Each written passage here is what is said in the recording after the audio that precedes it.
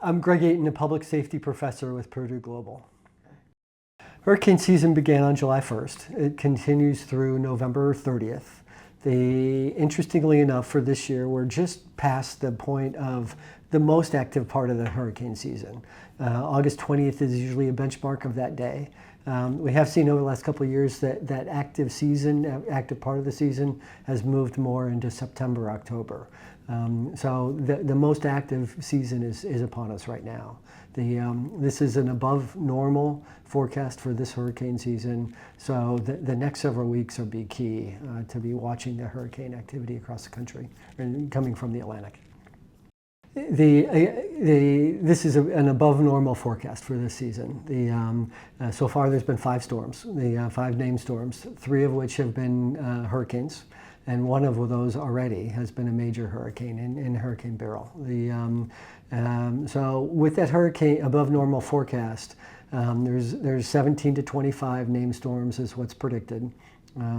There's around 17 or 18 hurricanes with around 9 major hurricanes.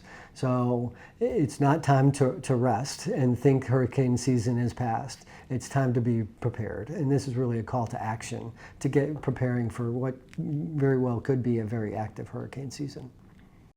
Especially with hurricanes, there is a fair amount of preparatory time, typically.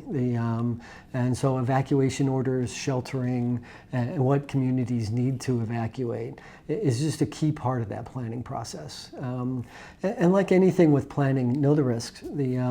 So if you're truly on the coastline of Florida or the Atlantic coast or in the Gulf, storm surge is going to be a critical factor.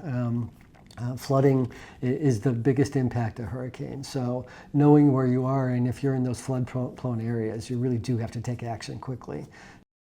So listen to your local authority and have a plan. Know your risks, have a plan, and be prepared to take action. And if that means evacuate.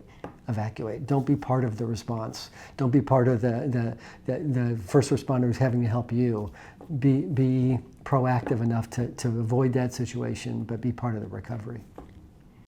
And I think one of the greatest things that we do as a nation is neighbors helping neighbors, and being a part of that to help your neighbor. But that's also having gone through the planning process to make sure you're prepared, not only financially through insurance and emergency funds and those type things, having the right medication, having the right supplies to provide yourself with that initial stabilization following events, but then help your neighbors because they're always going to need help too.